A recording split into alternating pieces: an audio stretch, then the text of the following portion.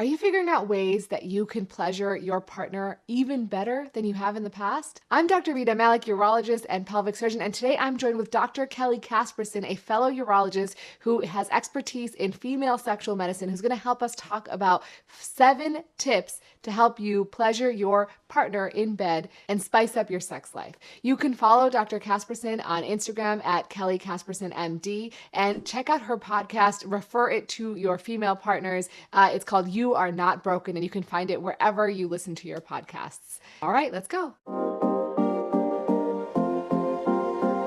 So, Kelly, thank you so much for joining us today. You got it. Happy to be here. I want you to share a little bit about your story about how you got into sexual medicine, because it's so interesting that this is something that you found so much passion in. Yeah, I was just a regular urologist doing regular urology things. I was seeing a lot of female, so I already had the experience of hearing all their stories. But really, I had a patient who I treated for bladder cancer, and she came in and she was just bawling in my office that the intimacy in her marriage was gone, even though it was a great marriage. She didn't desire sex. She never wanted to have sex, just crying. And I had a box of Kleenex and no other skills at all. And so because of her, I was like, I've got to figure this out. Somebody has to know something. And so it turns out lots of people know lots of things. It just hasn't permeated into our general culture yet. Yes, I definitely agree with you on that. I think female sexual dysfunction is swept under the rug. I mean, insurances don't even pay for the care that these patients need. So it's really an amazing thing that you're doing, an amazing service that you're providing to the community. So thank you so much. Thank you. It's a lot of fun. And women are so thankful for it. It's like nobody ever told them. They had to get to like a surgeon who decided to research it on her own, right? I'm like, we got to get to these people. Yeah, absolutely. So now for the men in the audience, we're going to help you guys learn how to pleasure your female partner the best way you can. We'll start off with 5 tips for you guys that you can take home and use to spice up your sex life. So the first one that we're going to talk about is scheduling time for sex. So what do you mean by scheduling time for sex, Kelly? Well, if we think about it, when we were younger, we scheduled time for sex, right? Maybe that partner wasn't available in our house. We were like, Friday's going to be a date. Maybe there's going to be sex. And so we had that anticipation, and we didn't have any pressure until then, right? So you had this one time you were looking forward to, you knew you were going to be dedicated to it, and it was a big turn on to schedule sex that way. Then now enter maybe a relationship, maybe it's a monogamous relationship, you guys are living together, and we have this like myth that we should just like have it whenever, all the time, but we don't, right? We're always too busy doing other things. But if you take it back into scheduling it and say, hey, Sunday, let's do this at 2 p.m., then you're like, that's my protected time to do it. It's kind of like exercising, right? You're like, we could really work out whenever we wanted to, but we don't. So if you schedule it, and you're like, my workouts are this exact time, you're much more likely to actually get it done and focus on the task at hand. Yeah, and I think for female partners, right, there's this thing where like people expect us all to have this spontaneous desire, which, maybe as a younger person you had because your hormones were raging, but now as an adult, it's not necessarily there all the time. It takes some effort. One model of sexual function is desire has to come first. So a lot of women feel like they're broken and they don't go have sex because they don't have desire for it. But really, my whole theory is desire isn't even necessary for healthy sex and a healthy relationship. So if you schedule it and you say, you might even look forward to it, or you might just say, you know what, I'll like it once I get there. That's my time slot to have it. Yes. So guys, schedule it. Just say like, go up to your female partner and say, look, I really want to make a special night for us or a special daytime, whatever works for you. And I really want to make this special for us. So can we plan to do this at this time and have open communication with them? Because then they'll have time to get excited about it. Totally. The other thing it does is it takes all the pressure off all the other days, right? Because a lot of women with low desire, or when you have mismatched desire in a relationship, they're always worried, like, is today going to be the day? Am I going to have to say no again? People don't like telling people no, right? So you take all the pressure off of all the other days so you can just be together, not sexually on those days. So it's really nice for that too. Yes, that's awesome. I love that. So another thing that I think a lot of guys don't know is the very intricacies of female anatomy. So why don't you expand on essentially what is the homologs or the similarities between male and female anatomy and how that plays in? Yeah, so we all started out embryologically the exact same way, right? And so the labia on the outside is the homolog of the scrotum in the male, and the clitoris is the homolog of the penis. The myth is that the vagina is where women have pleasure. Now you can touch the clitoris through the walls of the vagina, but the vagina in and of itself is not the organ of sexual pleasure in women. It is the clitoris. And the clitoris is horrifically neglected. Think about your sex education, if you got any in school. The female sexual organs are usually like the ovaries and the uterus, which aren't involved in much pleasure at all, right? So really nobody gets taught that if the penis is what men use to get pleasure, the clitoris is what the women use to have pleasure. Yes, absolutely. And so the head of the clitoris is like the head of the penis. And it actually has an extension that goes back just like the penis is extended. So a lot of women actually don't get vaginal orgasms. What's the percentage, Kelly? Oh, straight up vaginal orgasms is like 20%. It's really, really low. And the women who do have orgasms with vaginal penetration, it is thought is because they're getting clitoral stimulation from it. Yes. So absolutely, guys. So don't feel like you're doing something wrong because it's very uncommon to get vaginal orgasms. You have to focus your energy on their pleasure organ, which is the clitoris. And if you're interested in your partner, female partner, being more interested in sex, her having a good time in the bedroom is where it's at. If you just do penis and vagina sex and she doesn't have a good time and she doesn't have pleasure, she might be less interested in getting to the party in the first place.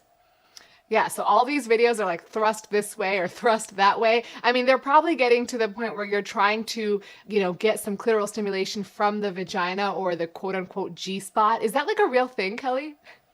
It depends upon who you ask. It's not actually a spot that you can like surgically cut out, but it's on the anterior upside of the vagina, kind of underneath where the urethra and bladder is. And it really does stimulate the clitoris more that way. So again, it's not really the vagina. That's the goal. It's stimulating the clitoris, the periurethral complex. It's named after a doctor, Dr. Grafenberg, I believe.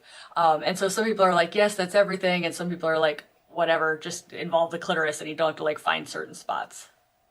Yes, yes. So I think it's great if you can get your partner to have a vaginal orgasm, but if you really focus on the clitoris, that's where it's at.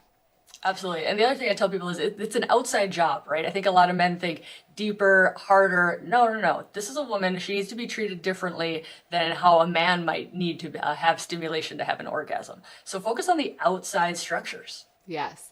So also, I think that because it's different for men and women, we talk about how you want to really pleasure your woman in the bedroom is number 3. It's not about you, it's about her. So prioritize her orgasm so that she can enjoy the process and in turn want to pleasure you as well.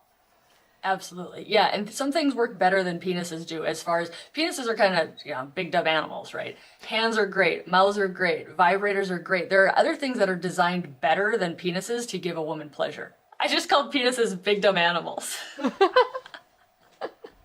You had said something like, use your hands in your mouth and if they get tired, use something battery powered. Is that right? Yeah. We have technology for a reason, right? Like we could walk around barefoot, but shoes are amazing. Same thing for stimulating women. It's like, we've got the things we were born with, but we've got plenty of great technology that works well now. Yes. And your partner will thank you for it. So honestly, this is something that will really spice up your sex life. Women want to feel desired. They want to feel taken care of. They want to feel like somebody's giving them attention and pleasure.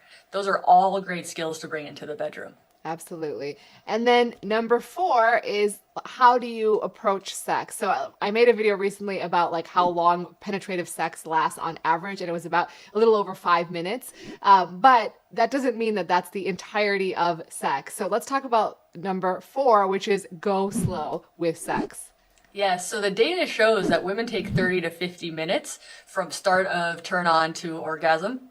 Men take about 3 to 5 minutes. So that's a horrible mismatch. And here's the other thing, people will be like, why do women take so long? Just thinking that thought makes you realize you're thinking in a very male-centric way. Why is the male the dominant or default time it's supposed to take, right? How fabulous and lucky are we that we can take 30 minutes to have pleasure? So think about women's pleasure in a very different way and don't always try to fit it into the male perspective of what should happen. The other thought on that is a lot of people really have narrow views of what sex is. In our society, sex is traditionally the penis and vagina sex. Sex starts when the penis goes in the vagina and it ends when he has orgasm. And then if she didn't get her turn or her joy, well, then she has a problem, right? To turn that paradigm around and to say intimacy and sex involves all touch of all over the body. And the penis and the vagina is only one little part of it. The majority of women will have orgasms without needing that penis in the vagina. Yeah, absolutely. So I know it's kind of challenging for some guys because you may have issues with premature ejaculation. If that's the case, certainly go see a urologist. We can help you with that. Check out my other video on premature ejaculation where I react to an episode of Sex and the City. I talk a little bit about that. But if you have normal ejaculatory function and you're able to delay your pleasure, it will really pay off for your partner and really pay off for your sex life. Yeah, I think, if you can take the penis and vagina and maybe save it for later, work on the female's pleasure first with your other tools, with your other toys, with the outside stimulation, save that for later and really expand your view of what sex means. Because we live in a very male-centric society and it's really hurting women in the bedroom. Yes. And so that brings us to our last point, which is use lube. And I will tell you that so many people don't use lubricant, but it is amazing. So Kelly, you talked to us a little bit about what kind of lubes we should use. Yeah, so there's lots of different types of lube. And before we talk about that, I want to dispel some myths, right? I want to dispel the myth of if she's not wet enough, it means she's not having a good time. Or because she's wet, it means she's having a good time. What the lubrication that a woman can produce has nothing to do, sometimes it has something to do, but oftentimes it has nothing to do with how turned on she is, how much she is attracted to you. So don't use her wetness as a measure of anything.